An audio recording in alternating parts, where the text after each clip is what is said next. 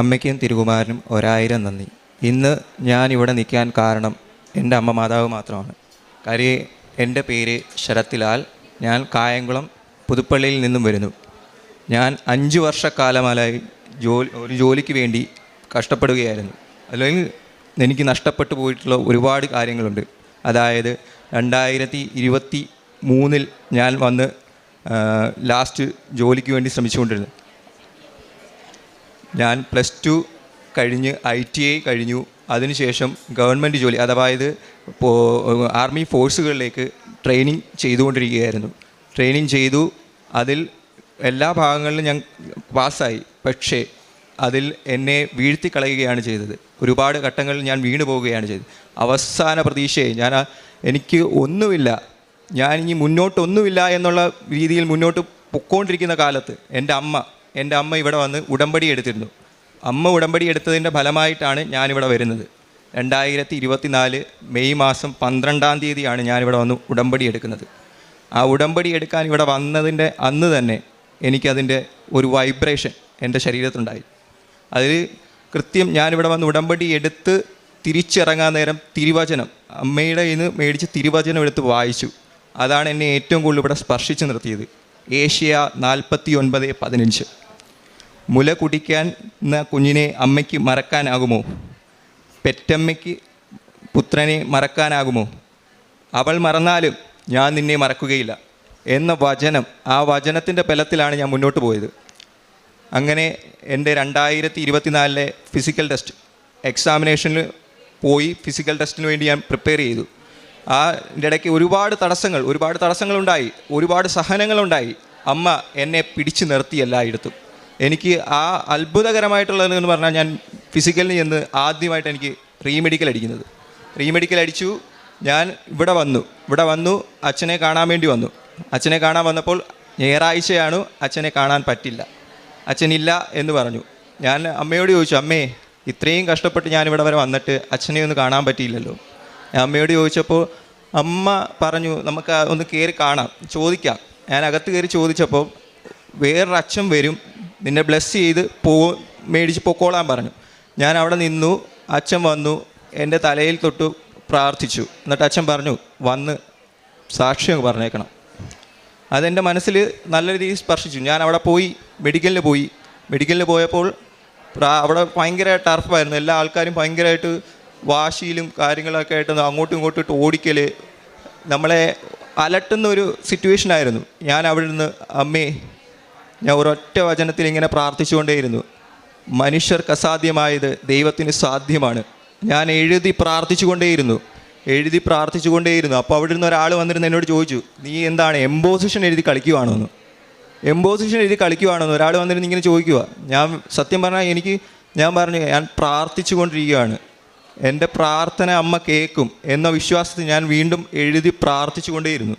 പ്രാർത്ഥന കഴിഞ്ഞ് എന്നെ അകത്തേക്ക് വിളിച്ച് എൻ്റെ സാറ് ഹെഡ് ഓഫീസർ DG വിളിച്ച് നിർത്തിയിട്ട് ചോദിച്ചു, നിൻ്റെ പല്ലിന് ആരാണ് അടിച്ചത്? അതായത് മെഡിക്കലിന് റീമെഡിക്കൽ അടിച്ചത് ആരാണ്? ഇതിനൊരു കുഴപ്പമില്ല, അത് നീ ഇനിയിപ്പം ഒരു ക്ലിയറൻസ് ആയിട്ട് പുറത്ത് കൊണ്ടുപോയി നിന്നെ നോക്കിക്കും.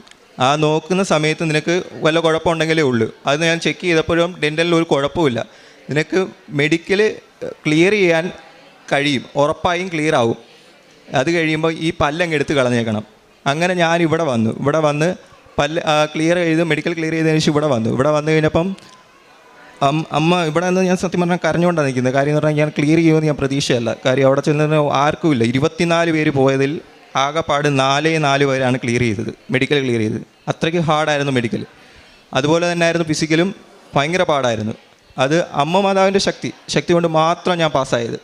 അതിനുശേഷം ഞാൻ എൻ്റെ എന്ത് പ്രശ്നങ്ങൾ വന്നാലും ഞാൻ ആദ്യം എൻ്റെ കാശുരൂപമാണ് എടുത്ത് പിടിക്കുന്നത്. കാശുരൂപം എടുത്ത് പിടിച്ചിട്ട്, അമ്മേ എൻ്റെ മുന്നിലൂടെ നടക്കണമേ, എന്നെ കൈപിടിച്ച് കൊണ്ടുപോകണമേ, അമ്മയുടെയും തിരുകുമാരൻ്റെയും ദൂതനെ വഴി എൻ്റെ വഴികളെ തെളിച്ചു തരണമേ എന്ന് പ്രാർത്ഥിച്ചാണ് ഞാൻ മുന്നോട്ട് പോകുന്നത്. ഇങ്ങനെ ലാസ്റ്റ് ഡേറ്റായി ഞാനൊരു ഡേറ്റ് ഇട്ടു. ഇവിടെ വന്നിരുന്ന് ഡേറ്റ് ഇട്ട് പ്രാർത്ഥിക്കാൻ അച്ഛൻ പറയാറുണ്ട്. ധ്യാനങ്ങൾ കൂടുന്നതിനിടയ്ക്ക് അച്ഛൻ പറയാറുണ്ട്, നിങ്ങളുടെ ആവശ്യങ്ങളെ ഡേറ്റ് ഇട്ട് പ്രാർത്ഥിക്കുക. ഞാൻ ഡേറ്റ് ഇട്ട് പ്രാർത്ഥിച്ചു. ഞാൻ ഡേറ്റ് ഇട്ട കൃത്യം ഡേറ്റ്, അതായത് എൻ്റെ ബർത്ത്ഡേ ഡിസംബർ 15-ാം തീയതിയാണ്. ഡിസംബർ 14-ന് കൃത്യം എനിക്ക് റിസൾട്ട് വന്നു. റിസൾട്ട് വന്നപ്പോൾ തന്നെ ഞാൻ ഭയങ്കരമായിട്ട് കരഞ്ഞാണ് ഞാൻ നോക്കിയത്. അമ്മ ഞാൻ തിരി കത്തിച്ച് അമ്മയുടെ മുമ്പിൽ തിരി കത്തിച്ചിട്ടാണ് ഞാൻ ഫോൺ എടുത്ത് വെച്ച് വിശ്വാസ പ്രമാണം ചൊല്ലി പ്രാർത്ഥിച്ചിട്ടാണ് തുറക്കുന്നത്. തുറന്ന് ഞാൻ അവിടെ നിന്ന് കരഞ്ഞുപോയി. സത്യം പറഞ്ഞാൽ ഞാൻ കരഞ്ഞുപോയി. ഇതേവരെ വരാത്ത എൻ്റെ ലിസ്റ്റിൽ എൻ്റെ നെയിം ഏറ്റവും മുകളിലായിട്ടാണ് എൻ്റെ ലിസ്റ്റിൽ പേരുകൾ വന്നത്. അത് കണ്ട് ഞാൻ അവിടുന്ന് വിശ്വാസ പ്രമാണം ചൊല്ലി അവിടുന്ന് പ്രാർത്ഥിച്ച് അവിടെ നിന്ന് കരഞ്ഞ് അന്ന് ഒരു ദിവസം ഫുള്ള് പ്രാർത്ഥിച്ചു ഞാൻ. അമ്മ മാതാവിനും തിരുകുമാരനും എനിക്ക് ഒരുപാട് രീതിയിലാണ് എനിക്ക് കൈപിടിച്ച് നിന്നത്. അങ്ങനെ ലിസ്റ്റ് വന്നു. ഇന്ന് ഡിസംബർ മാസം 27-ാം തീയതിയാണ്. ഇന്നലെ രാത്രി 10 മണിക്ക് എൻ്റെ അപ്പോയിൻമെൻറ്റ് ലെറ്റർ എൻ്റെ കയ്യിൽ കിട്ടിയിട്ടുണ്ട്. അപ്പോയിൻമെൻറ്റ് ലെറ്റർ ഇന്ന് അതുമായിട്ടാണ് ഞാനിവിടെ വന്ന് നിൽക്കുന്നത്. എനിക്ക് ഒരുപാട് സന്തോഷം. കാരുണ്യപ്രവൃത്തിയായിട്ട് ഞാൻ ചെയ്തതെന്ന് പറഞ്ഞാൽ, ഞാൻ ഗവൺമെൻറ് ആശുപത്രിയിൽ പോയായിരുന്നു. ഗവൺമെൻറ് ആശുപത്രിയിൽ പോകുമ്പോൾ അവിടെ പത്രങ്ങൾ എല്ലാവരും കൊണ്ട് കൊടുക്കാറുണ്ട്. എല്ലാവരും പത്രം മേടിച്ച് നേരെ എടുത്ത് വെക്കാറുണ്ട്, അതിൽ വലിച്ചു വാരി വെക്കാറുണ്ട്. ഞാൻ നോക്കുമ്പോൾ എല്ലാവരും ഓരോ സാധനങ്ങൾ പിറക്കി അതിൻ്റെ പുറത്ത് വെച്ചിരിക്കുന്നു. അത് അവിടെ കൊടുത്തുകൊണ്ട് ഒരു പ്രത്യേകിച്ചൊരു ഗുണമില്ല. കാര്യം ആൾക്കാർ വായിച്ചു നോക്കുന്നവർ വളരെ കുറവാണ്.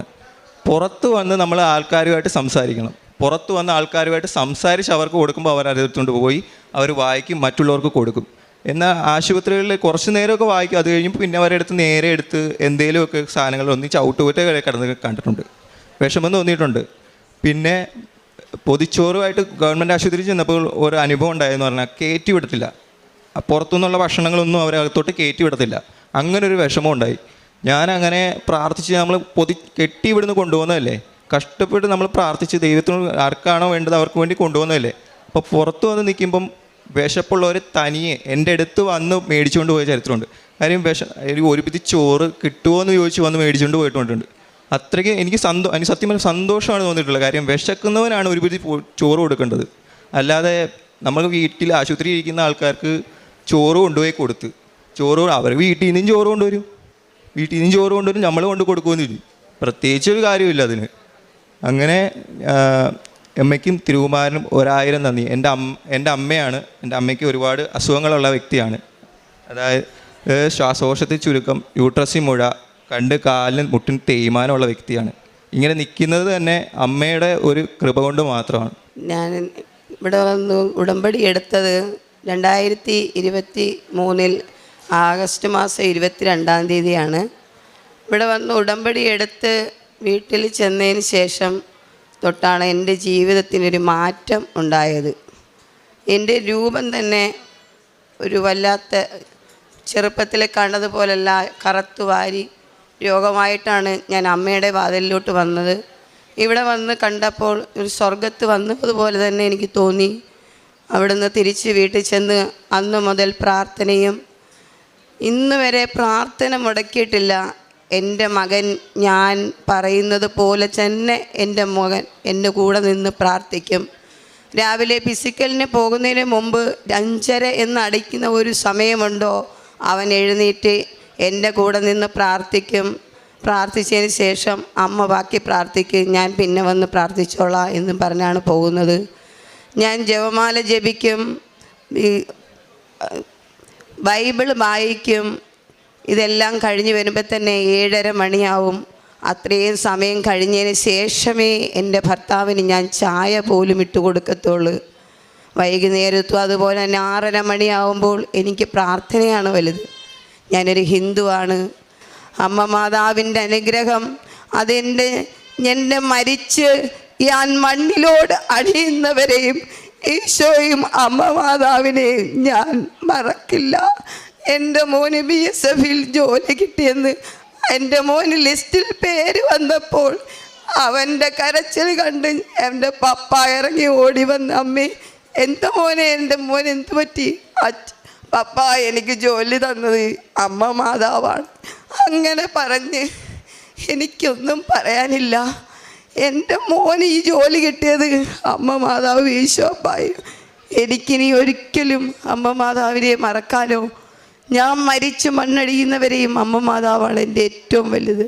ഇനിയെന്ന് പറഞ്ഞാൽ ഞാൻ ഇവിടുന്ന് പത്രം മേടിച്ചുകൊണ്ട് പോയി എല്ലാ സ്ഥലത്തും പത്രം കൊണ്ട് കൊടുക്കും. TB ഹോസ്പിറ്റലിൽ കൊണ്ട് കൊടുത്തപ്പോൾ അവർ ആർത്തിയോടെ എല്ലാവരും മേടിച്ചു. എനിക്കിവിടെ വരണം മോളെ, വഴി പറഞ്ഞതാ. എല്ലാവരും വഴി ചോദിച്ചു, ഞാൻ വഴി പറഞ്ഞു കൊടുത്തു.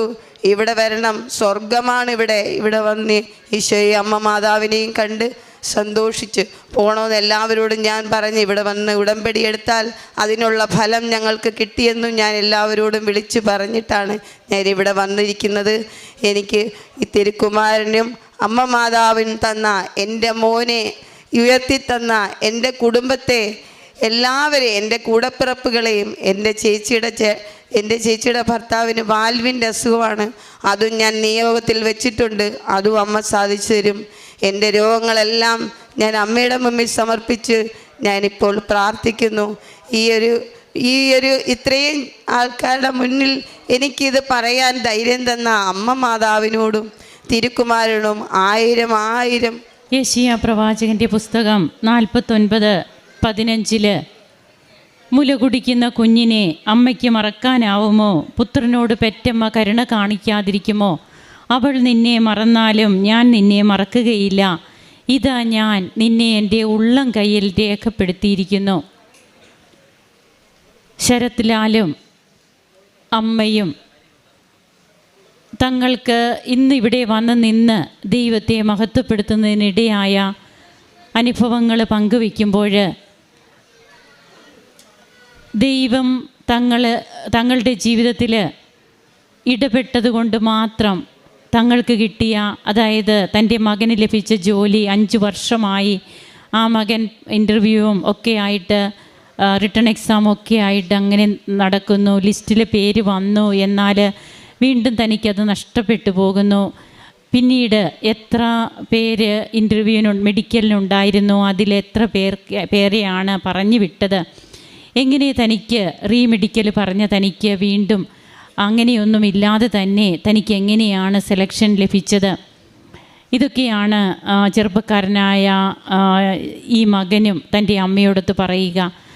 ഇന്ന് മാതാപിതാക്കൾ മക്കളെ പ്രതി വേദനിക്കുമ്പോൾ, വേദനിക്കുന്ന സാഹചര്യങ്ങളുള്ളപ്പോൾ ഇവിടെ ഉടമ്പടി എടുത്തതിന് ശേഷം എത്രയോ മാതാപിതാക്കൾ തങ്ങളുടെ മക്കളെ കൂടി അമ്മയുടെ സന്നിധിയിലേക്ക് കൊണ്ടുവരുന്നു, ദൈവത്തെ കൂടുതൽ അറിയുവാൻ ഇടയാക്കുന്നു. ഈ ചെറുപ്പക്കാരൻ പറയുകയാണ്, എനിക്ക് വിശക്കുന്നവരാരോ അവർക്കാണ് ഞാൻ ഭക്ഷണം കൊടുക്കുക, ഞാൻ അതിനു വേണ്ടി വെയിറ്റ് ചെയ്യും, അല്ലാതെ വിശപ്പ് എന്താണെന്ന് അറിയുന്നവർ അവരത് രുചിയോടെ ഭക്ഷിക്കും. തീർച്ചയായും ഇന്ന് ഇതൊക്കെ ഓരോ മക്കളും, അതായത് എനിക്കിഷ്ടമുള്ളവനോട് ഞാൻ കരുണ കാണിക്കും, എനിക്കിഷ്ടമുള്ളവനിൽ ഞാൻ പ്രസാദിക്കുമെന്നാണ് പുറപ്പാട് 33:19 തിരുവചനങ്ങൾ അരുളി ചെയ്യുക. ഇവിടെ ആരെന്നില്ല, ഏത് വ്യക്തികളെന്നില്ല, ഏത് വർഗ്ഗക്കാരെന്നില്ല, ഇവിടം എല്ലാവർക്കും വേണ്ടിയിട്ട് തുറന്നു കിടക്കുന്നതാണ് കൃപാസനം. ഇവിടേക്ക് കടന്നു വരുന്നത് ലോക ജനത തന്നെ ഇങ്ങോട്ട് കടന്നു വന്നുകൊണ്ടിരിക്കുന്നു എന്ന് വേണം നമുക്ക് പറയാൻ. അങ്ങനെ ഇന്ന് എല്ലാവർക്കുമായിട്ട് തുറന്നു കിടക്കുന്ന ഈ കവാടത്തിൽ അമ്മ നമ്മെ അനുഗ്രഹിക്കുകയാണ്.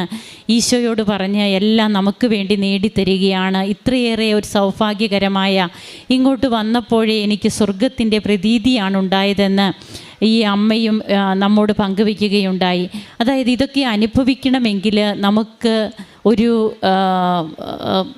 നമ്മുടെ തന്നെ വിശ്വാസം അത് എത്രമാത്രമാണ് നമുക്കുള്ളത്, അതിനെ ഉജ്ജ്വലിപ്പിക്കുവാനായിട്ട് ഉള്ള ഒരു മനസ്സും ഹൃദയവുമാണ് നമുക്ക് വേണ്ടത്. എങ്കിൽ മാത്രമേ നമുക്ക് ദൈവസാന്നിധ്യത്തെ അനുഭവിക്കാൻ കഴിയുകയുള്ളൂ. ദൈവസാന്നിധ്യം എന്നുമുണ്ട്, എപ്പോഴുമുണ്ട്. എന്തുകൊണ്ട് നമുക്ക് പല നൊവേന പ്രാർത്ഥനകളും പ്രാർത്ഥിക്കുമ്പോൾ ലഭിക്കാത്തത് ഇവിടെ വന്നു കഴിയുമ്പോൾ നമുക്ക് ലഭിക്കുന്നു? അതാണ് ഉടമ്പടി പ്രാർത്ഥനയുടെ പ്രത്യേകത. ഇന്ന് ഈ മക്കൾ, ഈ കുടുംബം ഒന്നിച്ചിവിടെ നിൽക്കുമ്പോൾ എൻ്റെ ചർമ്മം അഴുകിയില്ലാതായാലും എൻ്റെ മാംസത്തിൽ ഞാൻ എൻ്റെ ദൈവത്തെ ദർശിക്കും എന്ന് ജോബ് പറയുന്നുണ്ട്, ജോബിൻ്റെ പുസ്തകത്തിൽ. അതുതന്നെയല്ലേ ഈ മകളും ഇവിടെ പറയുക. അങ്ങനെ നമ്മുടെ ജീവിതത്തിൽ ദൈവം നമുക്ക് നൽകുന്ന കൃപകൾ മനസ്സിലാക്കുവാനും ദൈവത്തെ മഹത്വപ്പെടുത്തുവാനും നമുക്കിടയാകട്ടെ. കരങ്ങളടിച്ച് നമുക്ക് ഈശോയ്ക്കും അമ്മയ്ക്കും നന്ദി പറയാം.